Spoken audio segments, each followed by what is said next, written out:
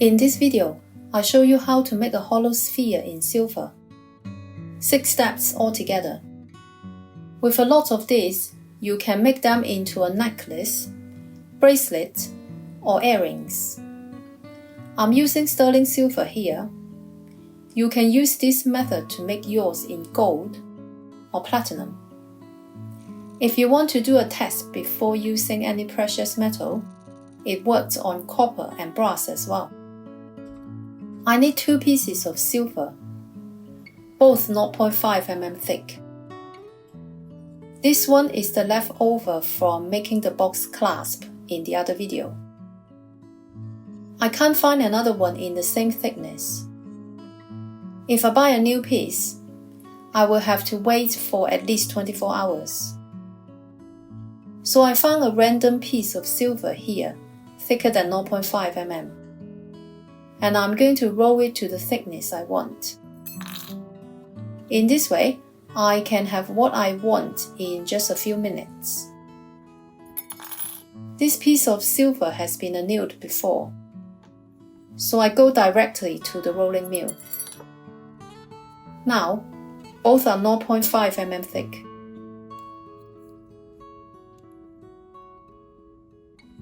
I get my divider to take 1/4 inch and drew 2 circles on my silver. Each measures 1/2 inch diameter.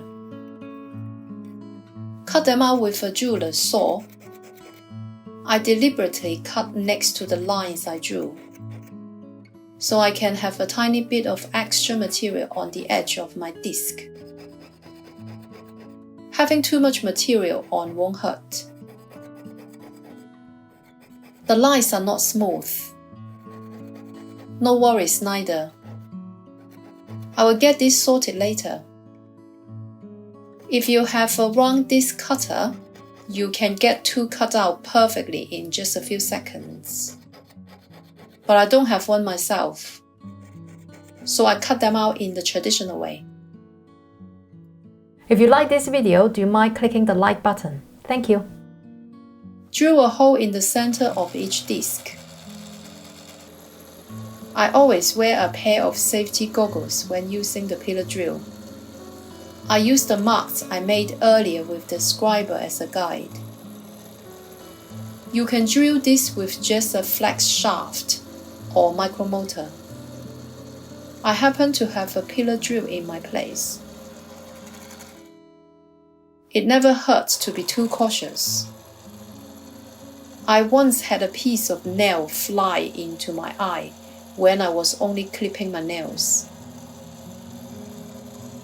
You never know when it's your lucky day. This is how the disc looked at this stage. The hole measures 0.7 mm. It will be enlarged in the next step. Anneal it before moving forward. I use a standard damping punch set here. Start with a die bigger than the disc and gradually move to smaller ones. I have used 7 dies and 5 punches altogether. As my silver is only 0.5 mm, I only anneal it once when the silver was still flat. Always use a die bigger than the silver. In this way, I can avoid having the edges of the dies mark my silver. However, when it reaches the final hole, there is no choice. I have to use a hole slightly bigger than the diameter of the dome, so I can make my dome sink into the die and have it make deeper than the radius of my sphere. You can see the mark on the surface, which was made by the final hole, but it is not deep. It can be removed easily. At this stage, the edges on the domes are a bit wavy. The distance between the 2 holes looks a bit longer than the diameter. I want the dome to turn darker for my next step, so I get the surface oxidized with my torch.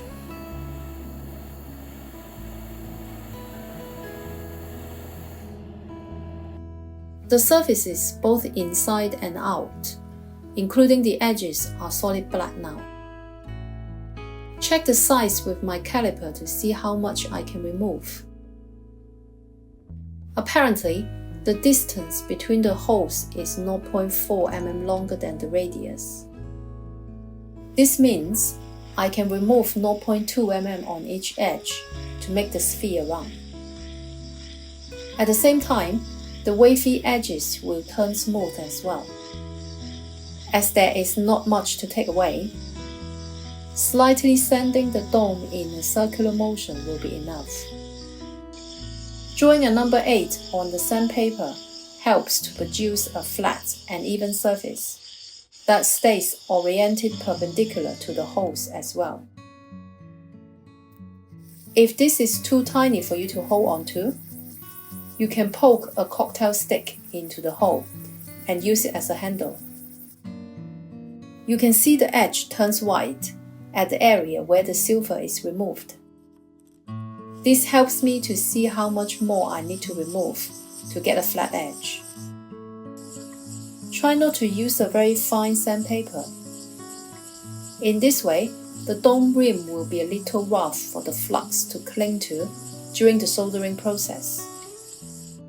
I keep checking my caliper during this entire process to avoid removing too much. Up to here, the distance between the two holes and the diameter of this sphere is only 0.02 mm difference. That's enough for this stage. I don't want to take away any more material. I'm going to remove the fire stain with safety pickle, so it will show better. When you do it yourself, you can skip this and jump to the next step. Now it shows better. You can see the hole on the silver has been enlarged after the doming process, and it has turned off round. I need to make both holes round again. The drill bit I use here measures 1.35 mm diameter.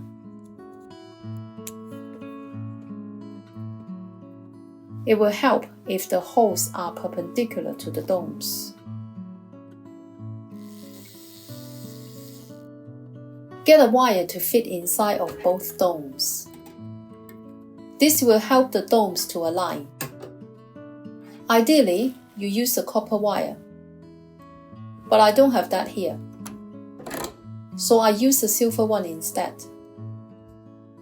The problem of using silver wire is it could fuse onto the bead if I'm not careful.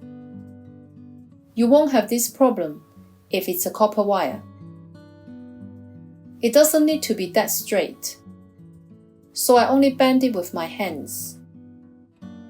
As far as it can slide along the wire smoothly, it will work.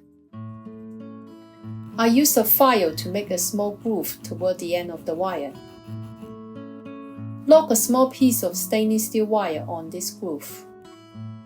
This will stop the sphere going past this point. String both domes on. Use a longer piece of stainless steel wire to lock both domes together. Check alignment. This will stop the domes moving during the soldering process. Brush some borax paste all around the gap. This is a ceramic honeycomb soldering block. The holes there are bigger than those on my standard one, so the silver stick will fit in with no problem. I have to cut small pieces of solder for this sphere. Otherwise, it will drop off because of gravity.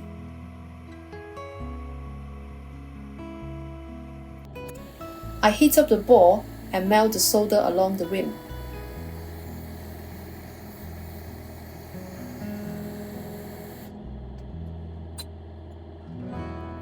This is how it looks after soldering.